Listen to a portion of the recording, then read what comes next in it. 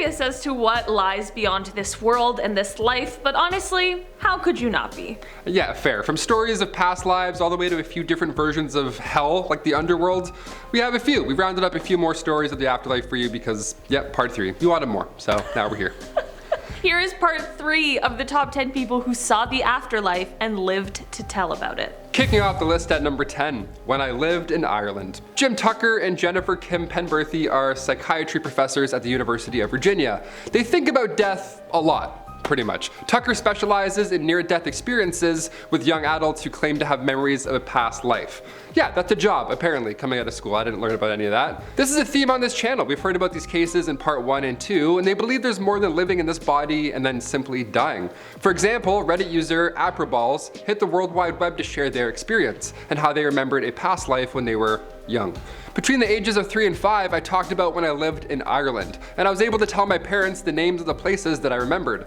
My mom said she was in absolute shock because I was so casual about it. More than fair. Also, this was in the early 80s in South America. There was no internet or anything like that. We're not Irish, and no one in my family has ever been to Ireland or has any interest in it. Subtle roast with that one. One day I just stopped talking about it, just like that. I don't remember anything about this supposed past life, and I don't remember talking about Ireland as a child either. Well, thanks for sharing. Honestly, to be fair, some places in Ireland sound made up, as is, you know? Like this place. I can't even say that name, that's why we pulled up a picture. Muckanganir de Halia. Awesome. Put that in Google Maps, I dare you. I probably said this word after a bar night myself, but that's a wild story nonetheless. The no internet thing really sold me on this story. I hope you had a wonderful St. Patrick's Day in your past and current life this past week. Thanks for sharing. In our number 9 spot today we have The Flames. This afterlife story comes from someone named Dawn Brubaker, and during their experience they know for a fact that they were in hell. They explained that there was a sort of low murmuring that could be heard around them, like they were among a bunch of people that were sort of grumbling. Suddenly there was a huge black door right in front of them, and they could kind of feel the air begin to change, like there was a glow and shimmer that showed the heat that was coming from whatever lay beyond the door. As the door opened, they saw this huge room that they described as an oven, just completely filled with flames. Normally upon seeing this, you'd be compelled to run in the opposite direction, but instead Dawn explained that they felt drawn like a magnet right into the center of the flames despite their feeling of complete fear. There were hundreds of people already in the flames, just roasting to death, but not dead.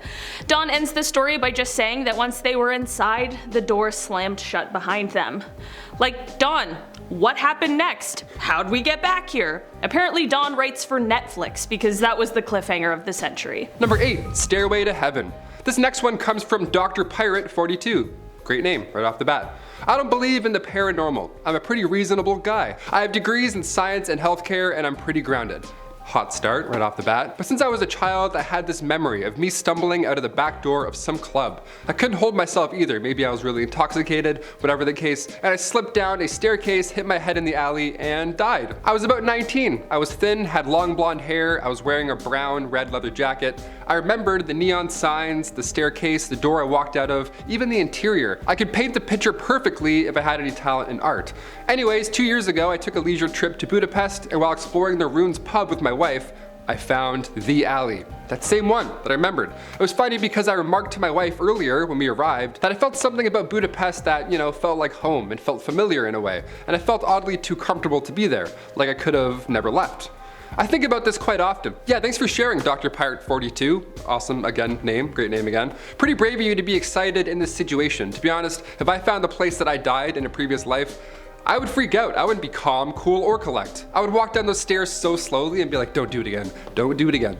But alas, you're alive and well this time around. Love it. Drink responsibly also, please, maybe? Thanks. In our number 7 spot today, we have The Tunnel. This afterlife story comes from someone who goes by the online username FreeHatMcCluff, and they said, quote, "It felt like I was in a long tunnel just floating and feeling very tired. I remember falling asleep and having a dream that I was in the kitchen in the house where I grew up and my dad dad was cooking breakfast. I could hear commotion and chaos at one end of the tunnel, and at the other there was a warm light that felt peaceful. Then all of a sudden I was abruptly in the chaos of an emergency room. That would really be quite the feeling. You'd be so grateful that you woke up, but also going from that kind of peace to the utter chaos and calamity of an emergency room would be jarring and probably a little frightening to say the least. Number 6, floating.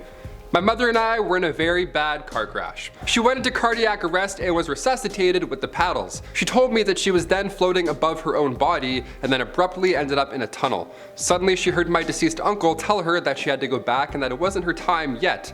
She said that after he said so, the tunnel then closed and she ended up back in her body.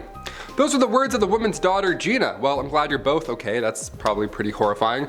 This is another theme that comes up often, seeing a deceased loved one afterwards. Like her uncle saying it wasn't her time yet. That's so common. It's creepy. The common argument here, in this case from a scientific point of view, is that it's our brain fooling us. It's releasing chemicals that make us hallucinate.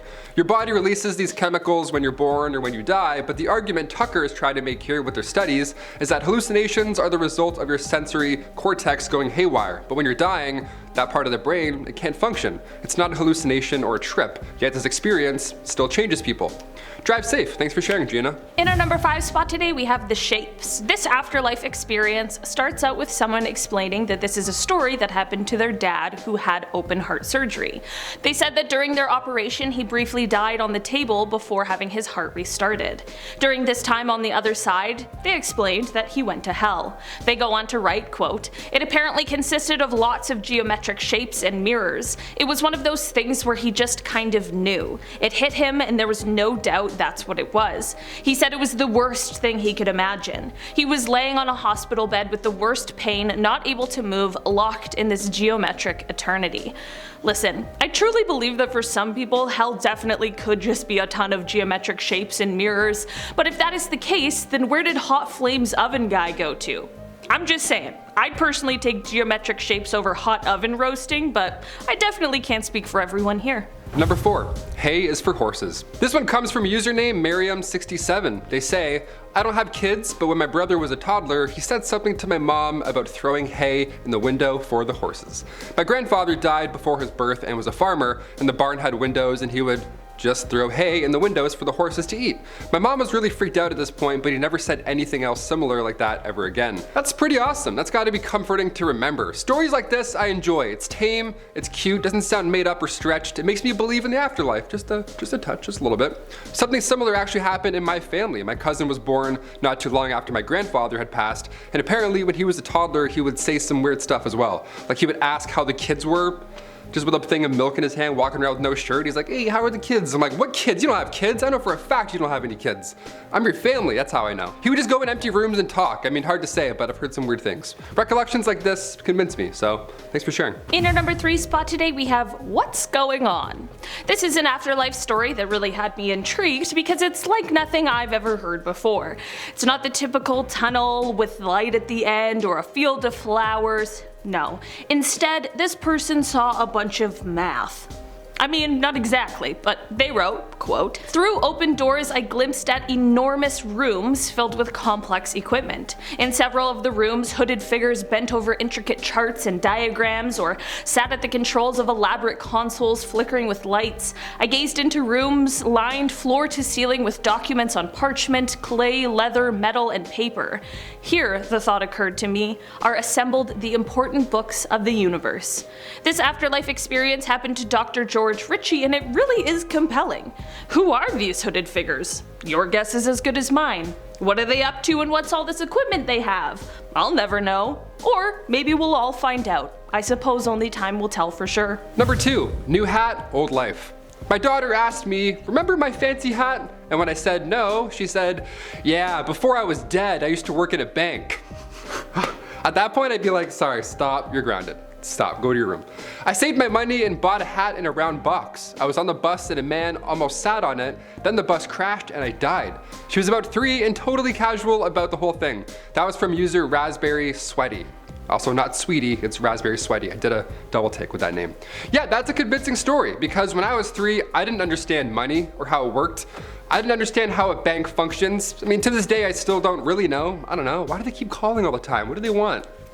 Also, sorry to hear about your new/old hat. Hopefully in this life you got a newer, fancier hat. For her birthday, let's all pitch in and buy her an old-timey hat. Worst gift ever for a young child, but she'll know. She'll open it and she'll be like, oh, I remember. The bank. I didn't sign out. In our number 1 spot today, we have Best Friend.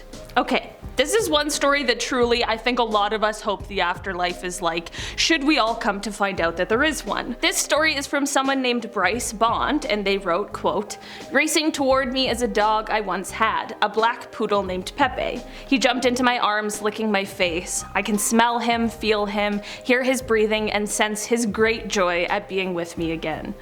Honestly, that sounds a lot like heaven to me. Imagine all the pets you've ever had just waiting there at Rainbow Bridge for ya. I mean, I could tear up just thinking about it. That is probably the most comforting story of the afterlife that I've ever heard. Well, those are the top 10 people who saw the afterlife, and they lived, thankfully, to tell about it. Part 3. That's fun. It was fun. Right? I've been your host, Taylor McWaters. I've been your other host, Olivia Kozlowski. We'll see you next time. Bye.